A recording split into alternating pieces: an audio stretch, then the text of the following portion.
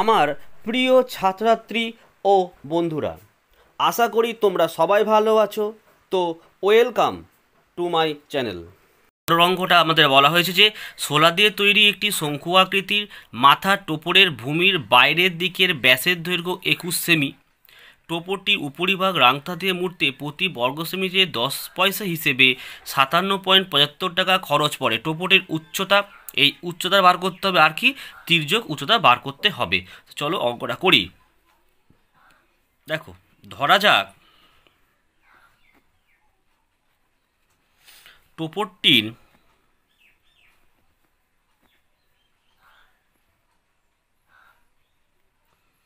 উচ্চতা ও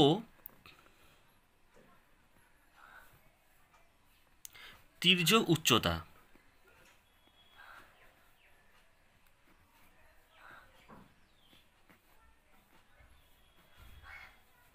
যথাক্রমে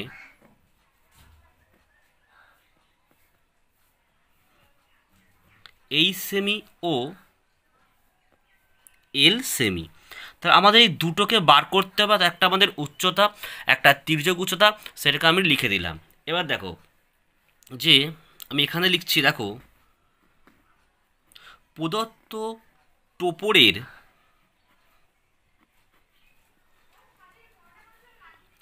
ভূমির ব্যাসের দৈর্ঘ্য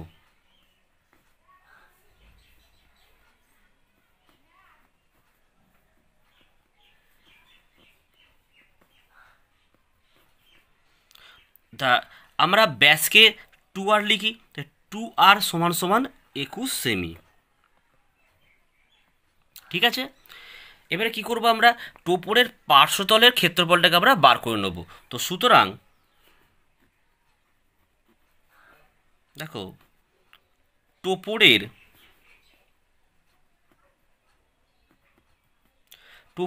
পার্শ্বতলের ক্ষেত্রফল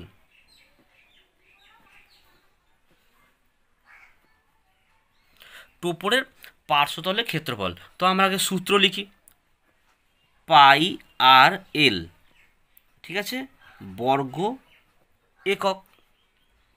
পাই মানে হচ্ছে আমাদের 22/7 ইন্টু আর মানে কিন্তু হচ্ছে আমাদের 21/2। কারণ তোমার এখানে তো বলে দিয়েছে আমাদের ব্যাসার্ধ হচ্ছে, তোমার ব্যাস হচ্ছে 21, তাহলে আর এর মান হচ্ছে 21/2। এটা আমি যদি ওপরে কাটাকুটি করতাম তাহলে 10.5 হতো, কিন্তু আমি কাটাকুটি করিনি। ঠিক আছে, কারণ কাটাকুটি করলে অঙ্কটা একটু কঠিন হয়ে যেত, তাই কাটাকুটি করিনি। আর এলটাকে আমি এখানে লিখে দিলাম। তাহলে এখানে লিখবো আমরা কি, এবারে বর্গ সেমি।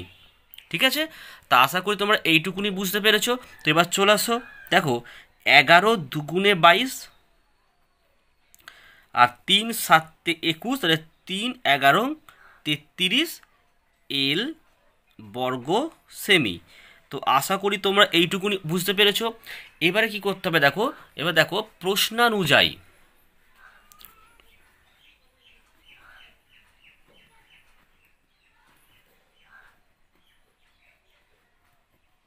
দেখো প্রশ্নানুযায়ী 33 এল ইন্টু 10 সমান সমান কী লিখবো আমি, দেখো 5775 লিখলাম। আমি ব্যাকেটে লিখে রাখলাম যে 57.75। এটাই কিন্তু আমাদের দেখো বইতে দেওয়া আছে, তাই আমি লিখে রাখছি যে এটা টাকা। তাহলে 57.75 টাকা মানে হচ্ছে 5775 পয়সা। আমি এটাকে লিখে রাখলাম, তাই দেখো 5775টা আমি এখানে লিখে দিলাম। তাহলে আমাদের এখানে কী বার করতে হবে, এল এর মানটা বার করতে হবে। তাহলে দেখো এল সমান সমান 5775 হলো, নিচে কি আসবে, নিচে দেখো আসবে 33 ইন্টু 10 আসবে। ঠিক আছে, এই যে 33 ইন্টু 10 চলে এলো। এর পরের স্টেপ দেখো, 33 সাথে যদি আমরা এটাকে ভাগ করি কত হবে জানো, 175 হলো। তাহলে এল এর মান আমি লিখবো, দেখো 175 লিখলাম, একটা শূন্য, তাই এক ঘর পরে কিন্তু পয়েন্টটা বসে গেল। তাহলে কত হলো এটা আমাদের 17.5। ঠিক আছে, তাহলে এবারে আমাদের এল এর মান, এবারে এইচ এর মানটা বার করতে হবে। তো দেখো, সুতরাং এইচ সমান সমান তোমাদের ফার্স্ট ভিডিওতে যে লাস্টে যে সূত্রটা আমি দেখিয়েছিলাম সেই সূত্রটা আমরা এখানে অ্যাপ্লাই করব। অর্থাৎ দেখো এল স্কোয়ার মাইনাস আর স্কোয়ার, তাহলে এল স্কোয়ার মানে কত, এল এক্ষুনি বেরিয়েছে আমাদের 17.5 তার হোল স্কোয়ার, মাইনাস আর মানে কত, আর মানে হচ্ছে 21/2 তার হাফ, অর্থাৎ 10.5 তার হোল স্কোয়ার হলো। ঠিক আছে, তাহলে পরের স্টেপ দেখো। এবার দেখো এই জায়গাটা তোমরা কিন্তু অঙ্কটা অনেকে ভুল করে ফেলো, এটাকে তোমরা গুণ করো, কিন্তু আমার মনে হয় তোমরা গুণ করবে না, এটাকে সূত্রে যদি তোমরা ফেলো অঙ্কটা কিন্তু ইজি হয়। দেখো এখানে 17.5 মানে এটা এ এটা বি, তাহলে এ স্কোয়ার মাইনাস বি স্কোয়ার যদি হয় তা আমরা লিখতে পারি দেখো সূত্রতে যে এ প্লাস বি ইন্টু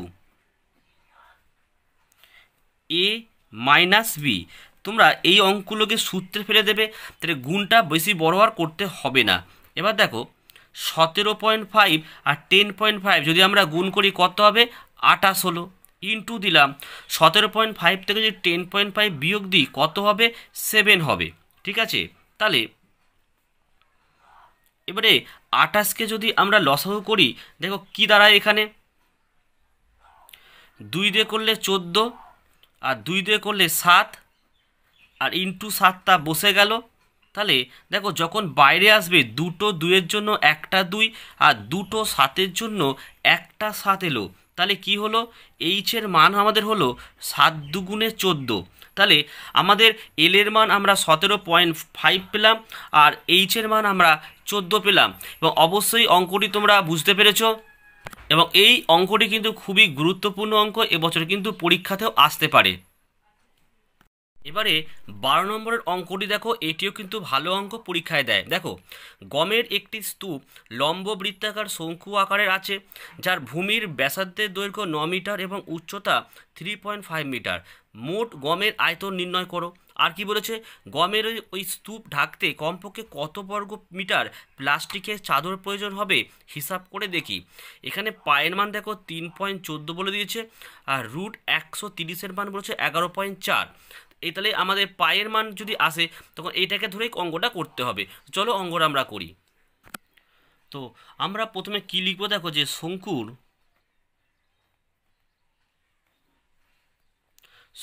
ভূমির ব্যাস,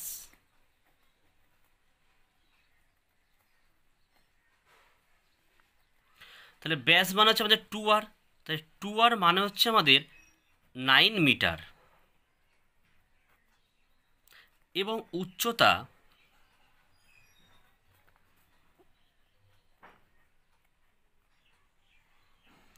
উচ্চতাকে আমরা এইচ ধরি, তাহলে উচ্চতা হচ্ছে আমাদের দেখো 3.5 মিটার। তা অঙ্কের সুবিধার জন্য আমি এটাকে দেখো 7/2 মিটার করে রাখলাম। ঠিক আছে, 3.5কে আমি 7/2 করলাম, অর্থাৎ 7/2কে অর্থাৎ ভাগ করলে 3.5 হয়। তাই এটা আমি করলাম, অঙ্কটা পরে আমাদের কাজে লাগে বলে। এবার দেখো শঙ্কুর, সুতরাং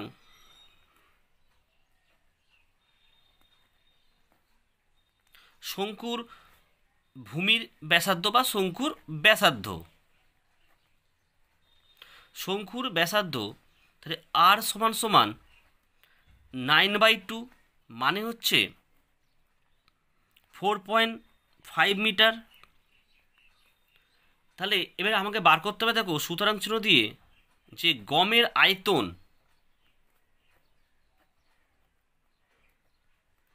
তাহলে গমের আয়তনের সূত্রটা আমরা আগে লিখে ফেলি যে 1/3 পাই আর স্কোয়ার এইচ, যেহেতু আয়তন বলেছে তাই এটা আমরা লিখব যে ঘন একক।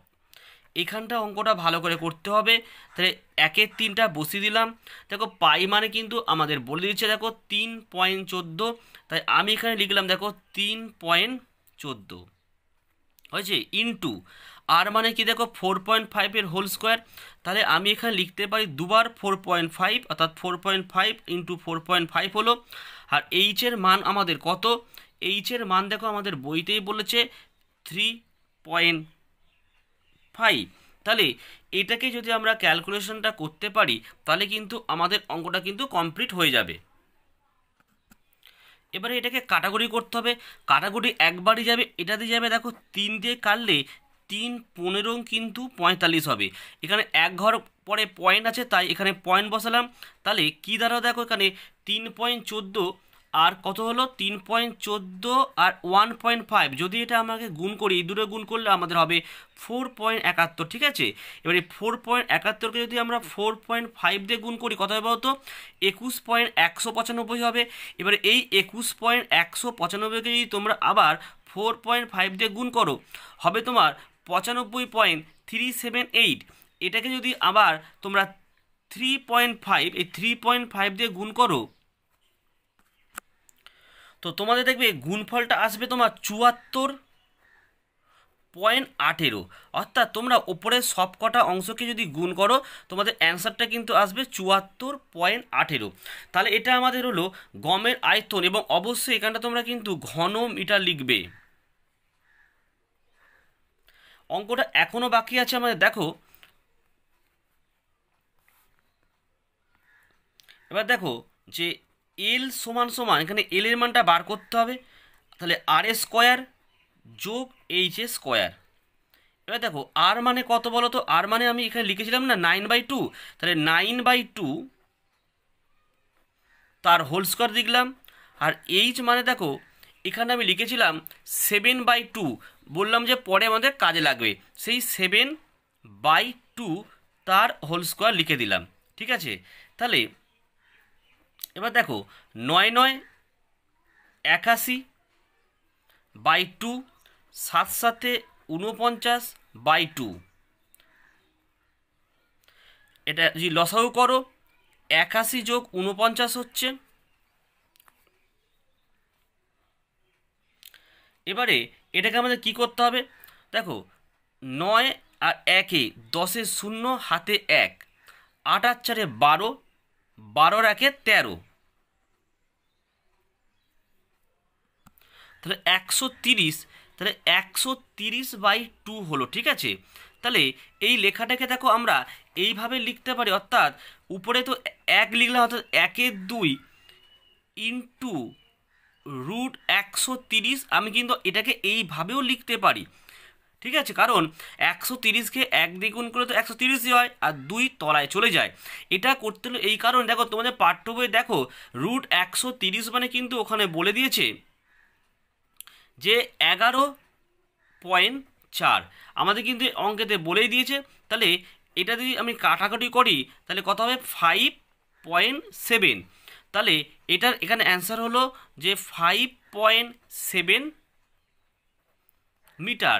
কিন্তু আমাকে বলেছিল যে প্লাস্টিকের চাদরের পরিমাণটা বার করতে হবে, তাহলে এখানে লিখতে হবে সুতরাং প্লাস্টিকের চাদরের পরিমাণ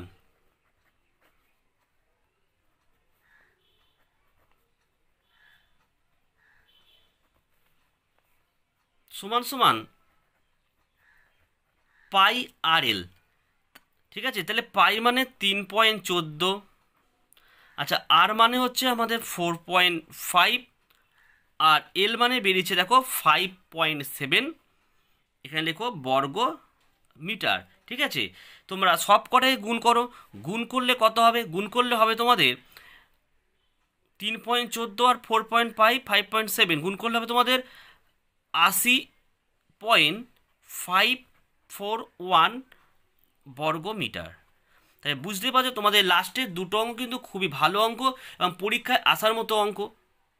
তো চলো আমরা এবারে 13 দাগের এমসিকিউ এর অঙ্কগুলোকে করি।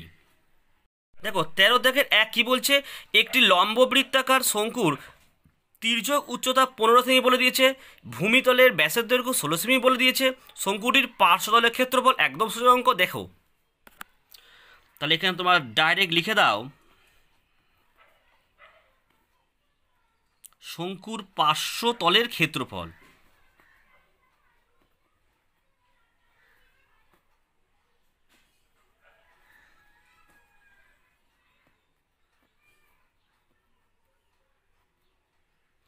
সূত্র লিখে দাও, এক ডাইরেক্ট লিখে দাও তোমরা। পাই হলো, আর কি আছে দেখো এখানে, শঙ্কুর তির্যক উচ্চতা 15 সেমি বলেছে আর ব্যাস বলেছে 16 সেমি। তাহলে 16 হাফ করলে আমাদের কত 8 হয়, তাহলে ইন্টু 8 দাও আর ইন্টু 15 দিয়ে দাও। যেহেতু এমসিকিউ অঙ্ক তাই আমি শর্টে করছি। তাহলে আমাদের কী দাঁড়াবে দেখো, 8কে যদি আমরা 15 দিয়ে গুণ করি, 8 15 120 পাই, 120 পাই। এইটাই কিন্তু আমাদের অপশানে দেখো একটা দিয়ে আছে, অপশান সি হচ্ছে আমাদের এই অঙ্কের অ্যান্সার। ঠিক আছে, এবার চলে আসো 2 নম্বরের অঙ্কটা।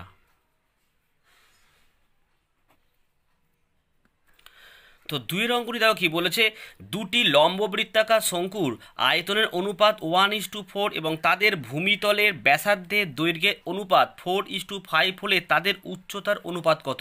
অঙ্কটা এমসিকিউ হলেও কিন্তু অঙ্কটা ভালোই বড় আছে, তো ভালো করে অঙ্কটি তোমরা দেখো। তো দেখো, শঙ্কু দুটির উচ্চতা ও ভূমির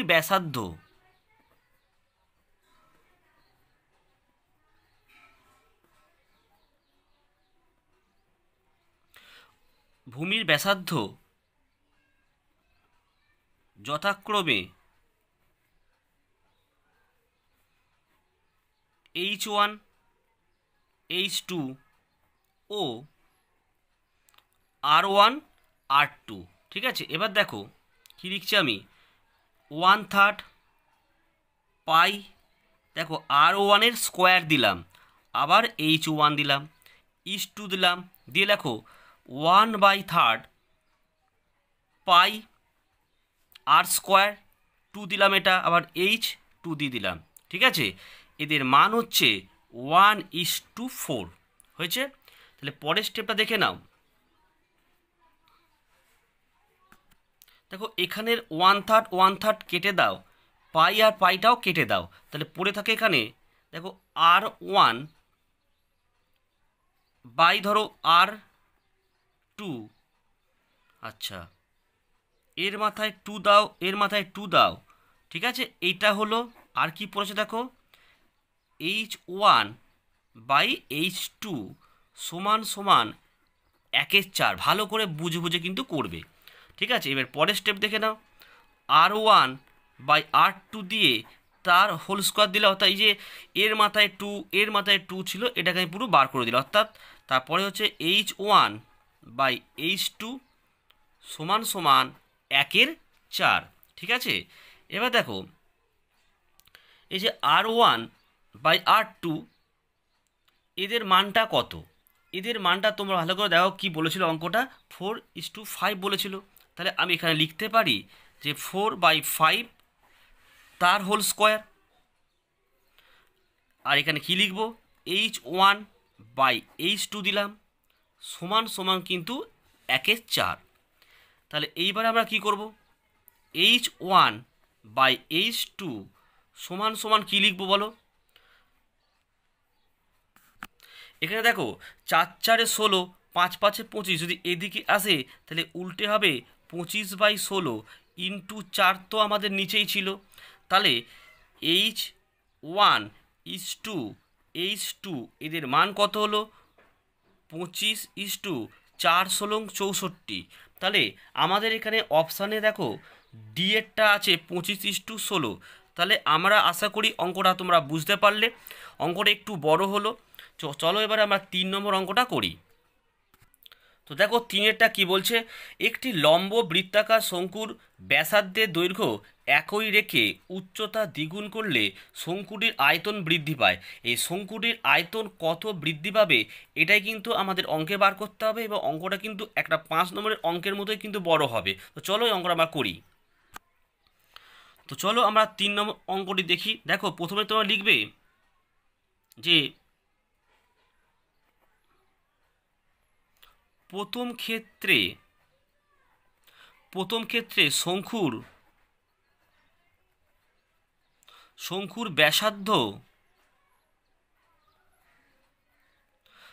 ব্যাসার্ধ ও উচ্চতা আর একক ও এইচ একক। ঠিক আছে, পরের স্টেপে তোমরা কি লিখবে এইভাবে যে শঙ্কুর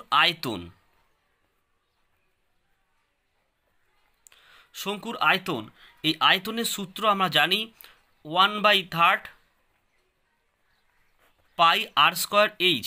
যেহেতু আয়তন আছে তাই তোমরা এখানে ঘন একক লিখতে হবে। তাহলে এখন উচ্চতা দ্বিগুণ হয়েছে, তাহলে উচ্চতা দ্বিগুণ হলে পরিবর্তিত শঙ্কুর আয়তন কী হবে? তো লিখতে হবে এখানটা যে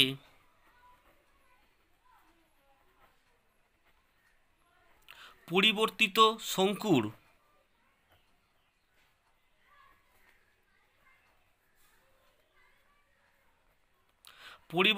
শঙ্কুর আয়তন। দেখো ভালো করে এইখানটা বোঝো, দেখো 1/3 পাই আর স্কয়ার 2h সমান 2/3 পাই আর স্কয়ার এইচ। ঠিক আছে, ঘন একক। আয়তন বৃদ্ধির পরিমাণ, আয়তনটা কত বৃদ্ধি পেয়েছে সেটাই কিন্তু দেখতে হবে। দেখো সুতরাং আয়তন বৃদ্ধির পরিমাণ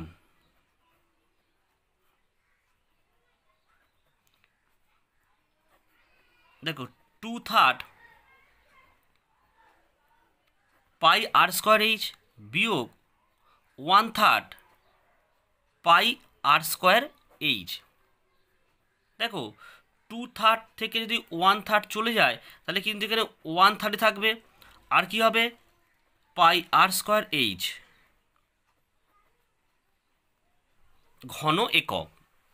তাহলে শঙ্কুটির আয়তন বৃদ্ধির পরিমাণ বার করতে হবে। তো সুতরাং শঙ্কুটির আয়তন বৃদ্ধির পরিমাণ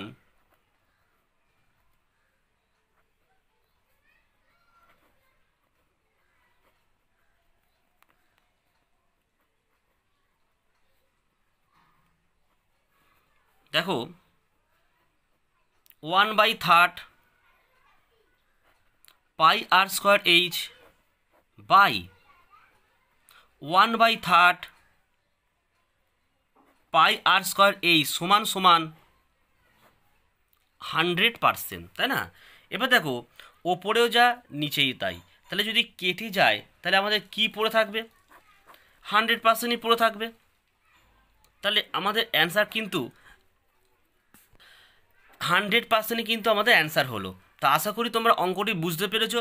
অঙ্কটার উত্তরটা দেখো ইজি ছিল, কিন্তু অঙ্কটা আমাদের অনেকটাই করতে হয়েছে। তো আজকে তোমাদের এই অধ্যায়ে 5টি অঙ্ক করানো এবং আশা করি পরের পার্টের বাকি অঙ্কগুলো করাবো। এবং আশা করি তোমরা প্রত্যেকে ভালো থেকো, সুস্থ থেকো এবং অবশ্যই ভালো করে পড়াশোনা করো।